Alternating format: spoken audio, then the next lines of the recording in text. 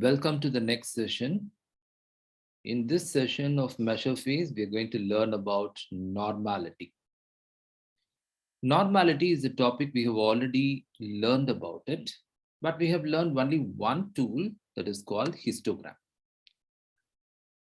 You remember we have even manually drawn a histogram like this. And if the shape of your histogram is bell-shaped, then it is considered to be normal, right? There are a few more tools that helps us to decide whether your data is normal or not. So if your histogram forms a bell-shaped curve, it says the data is normal, right? Then we have some more tests like probability plot. See, histogram is a very basic test. Histogram is a very basic test. And you cannot very accurately say whether your data is normal or not. So we are going for higher level test. The next level of test that we're going to see is called probability plot. This is the probability plot. In probability plot, if your data falls on a straight line, this red dots are your data. For example, if you are plotting a probability plot for production value and it falls on a straight line, then your data is said to be normal. So you can see if your data are perfectly normal, then the data points on the probability plot will form a straight line. Okay. Any deviations from the straight line indicates skewness or kurtosis. What is skewness? What is kurtosis? We'll learn that. So what is this probability plot? If your data falls on a straight line, that is said to be normal. This is regarding probability plot. Then we have something called Anderson-Darling test. Anderson-Darling test. In this test, we have p-value. If your p-value is more than 0.05, your data is said to be normal. Okay. So I'm coming again. When you come to normality, there are three types of tests. The basic test is histogram. If you're not very clear whether your data is normal, you can go to the next test that is called probability plot. If your data falls on a straight line, then your data is normal. Then coming to the next test, that is coming to the next test, Anderson-Darling test. Anderson-Darling test, you need to consider the p-value. If p-value is greater than 0.05, then your data is said to be normal. Okay. Now coming to skewness and kurtosis. For skewness and kurtosis, you need to go to Stat, Basic Statistics, and select the option Graphical Summary. You'll get a picture like this. You'll have skewness, kurtosis, and you can also see p-value is also mentioned. The Anderson-Darling normality test p-value is also mentioned here. So here the p-value is more than 0.05, so the data is considered to be normal. Okay. And now you see something as skewness and kurtosis. Skewness is minus 0.14 and kurtosis is minus 1.03. We'll see whether this is normal limits or not. See, skewness is the measure of symmetry. Okay. This is skewness. You can see in this picture, there is elongation towards one side. There is elongation towards one side. You can see there is elongation here, right? So elongation of tail is called skewness. Elongation of tail is called skewness. Here you can see elongation is towards the right side. So it is called right skewness or positive skewness. But here the elongation of tail is on the left side. So it is called negative skewness or left skewness. Okay.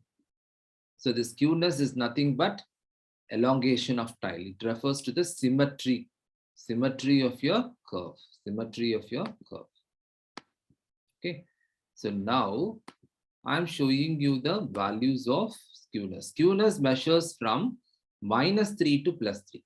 The value of the skewness measures from -3 to +3. And if your skewness value is 0, it is considered to be normal. Okay. In our example, we can see The skewness, let us see our example. The skewness is minus 0.14. So this is between -3 to +3, and it is also very close to 0. So it is considered to be normal. Okay, so it is considered to be normal. Now let's see what is kurtosis.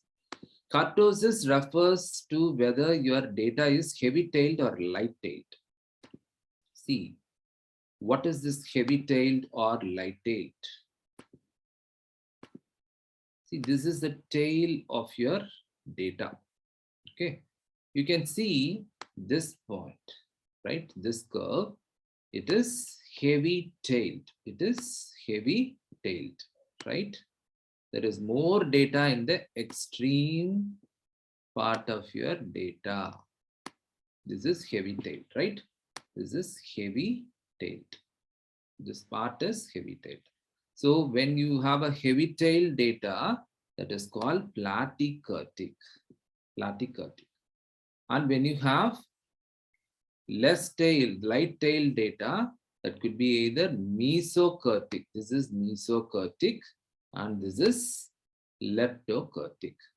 Okay, so mesokurtic is considered to be normal data. Leptokurtic is much narrower than the normal. You can see the leptokurtic is much narrower than the normal data. Okay, so it could be better if it is either mesokurtic and leptokurtic is good, but it should not be platykurtic. Okay, because platykurtic has more variations in your extreme part of your data. Your data is heavy-tailed. That should not be there. So that you need to consider while you're focusing on your data. Okay. So now,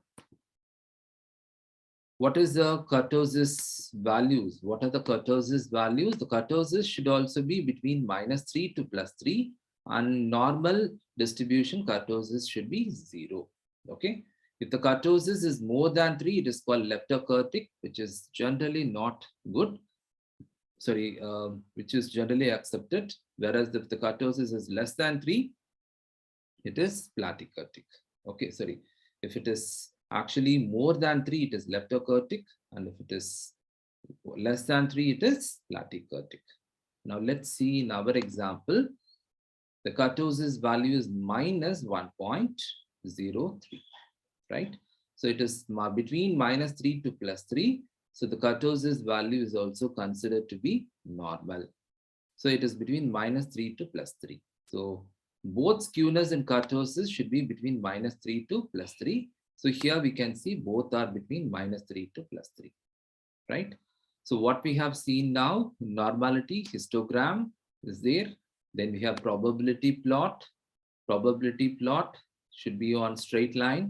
Then we have Anderson-Darling test, where the p-value should be more than 0.05. And when it comes to skewness, it should be between -3 to +3. And when it comes to kurtosis, it is again -3 to +3. Now let us see all these details in Minitab. So in Minitab, we are going to see all these details now one by one for our project. Let's see the details for our project. So our project is productivity value. So you have already the data that is collected for productivity value, right? I'm going to do histogram, probability plot, Anderson-Darling test, skewness, kurtosis. I'm going to check all these for this productivity value. So I'm going to graph. I'm selecting the option as histogram. I'm selecting with fit. I'm clicking OK. I'm going for total productivity value. I'm clicking OK. So when I look at this data, this is the picture, the bell shape that I'm seeing is it's supposed to be, and what data I have is not fitting that, right? It is not fitting my bell shaped. So based on that histogram, I cannot be very clearly saying my data is normal. Okay, so what I have to do now? I have to go to the next level of test. In the next level of test, I'm going to select probability plot. Let me check what we have in probability plot. Since I cannot confirm whether the data is normal in histogram, I'm going for probability plot. So probability plot, go to graph, select probability plot and select single, and then I get this answer. So here you can see most of your data is falling. It's closer to the straight line, right? Most of your data is closer to the straight line and your p-value is 0.2. So my probability plot is not very clearly indicating whether my data is normal or not, but my p-value is 0.2, which is more than 0.05. So I have already informed you, if the p-value for Anderson-Darling test is more than 0.05, your data is considered to be normal. Okay, your data is considered to be normal. Okay, so here, based on the interpretation, we can say the data is normal. The p-value is more than 0.05, so data is considered to be normal. Now we'll see whether how much is the skewness and kurtosis. I'm going to basic statistics. I'm going to basic statistics, option graphical summary. What I'm going to check now is I'm going to check skewness and kurtosis. Select total productivity value and then click OK. Can you see the skewness value and kurtosis value? Skewness is exactly 0. So your data is considered to be normal. And kurtosis value should be -3 to +3. So it is also considered to be normal. It is also considered to be normal. So there's nothing to worry about the data. Your data is normal. So you can move to the next stage, right? So you can move to the next stage. So what we are going to do is we are going to do some graphical representation of data. Let us see some graphical representations. The first graphical representation, I'm going for dot plot. In dot plot, I'm going to put a dot plot for total productivity value. Look at this. This is the dot plot for the total productivity value. So I can see the range starting from approximately 12 lakhs to 45 lakhs, right? 12 lakhs to 45 lakhs is my total productivity value. And I see 30 lakhs. Most of my data are at 30 lakhs. I can see that most of the dots, the height of the dot at 30 lakhs is very high. So most of the data is at 30 lakhs. You can see that. So dot plot gives you a general interpretation of what is the range of your data and where most of your data is concentrated. Now let me go for one more graphical representation, that is individual value plot. See, individual value plot is more or less similar to dot plot. So we go for individual value plot and select total productivity value and click OK. So instead of representing it horizontally, it is represented vertically. You can see this dot plot was represented horizontally, right? Whereas in individual value plot, we can see it vertically. You can see here also, I can come to a conclusion that most of your data is at 30 lakhs and your range is from 45, you can see 48, the lowest is somewhere around 12 lakhs. 12 lakhs to 48 lakhs is my range and most of your data is at 30 lakhs. Next, I'll go for box plot. We have already learned about box plot at Greenbelt level also. So I'm going to box plot and I'm selecting total productivity value and clicking it OK. So this is my box plot. I'm keeping my cursor inside the box plot. You can see Q1. The lowest line is the Q1. The second line is the median. And the third line is Q3. So, and whiskers, this is the whiskers. The whiskers is at 12 lakhs and 48 lakhs. So minimum 12 lakhs, maximum 48 lakhs. That is what is whiskers. You can see most of the data is between your 19 lakhs 75,000 to 40 lakhs 25,000. So most of your data between Q1 and Q3, right? This is the box. Most of your data is between this range. So box plot represent where your most of your data is there and how your remaining data are placed. So whiskers shows you the minimum and maximum. Okay. Box shows you the Q1, Q3 and median. Okay. Now I'm going to the next graph, that is stem and leaf diagram. I'm going to stem and leaf. I'm selecting total productivity value and clicking on OK. So this is stem and leaf diagram for total productivity value.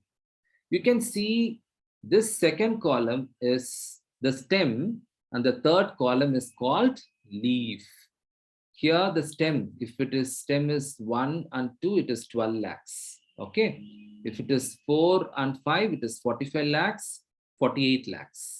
Then 40 lakhs, 40 is the second thing, 40 lakhs, 40 lakhs, 41 lakhs, 42 lakhs, 43 lakhs. So stem and leaf diagram, you can see a stem and you can see the leaf. If the height of the stem is very high, then it indicates the variation is more. Here the height of the stem is high, so the variation is more. And you also look at the length of the leaf also. Most of your data is at 40 lakhs to 43 lakhs and 15 lakhs to 19 lakhs. You can see the difference between 15 lakhs to 19 lakhs. The length of the leaf is high, and 40 lakhs to 43 lakhs also, the length of the leaf is high. Okay. So I'll repeat it again. This 1 represents 1 lakh. Okay, this is 12 lakhs, 12 lakhs. This is 15 lakhs, 16 lakhs, 17 lakhs, 18 lakhs, 19 lakhs. So the stem and leaf diagram gives you how much is the variation and where most of your data is concentrated, right? So these are some basic graphical representations you are going to use along with the histogram, probability plot, and the Anderson-Darling test that we have learned in normality. So in normality, what we are checking is whether the data is normal. And when it comes to the graphical representation, we are just checking how your data is represented using stem and leaf diagram, box plot, individual value plot, and dot plot. In the next session, we are going to learn about stability and capability. In stability, we'll learn about control charts, and capability, we'll learn about CPK, that is process capability analysis. Thank you.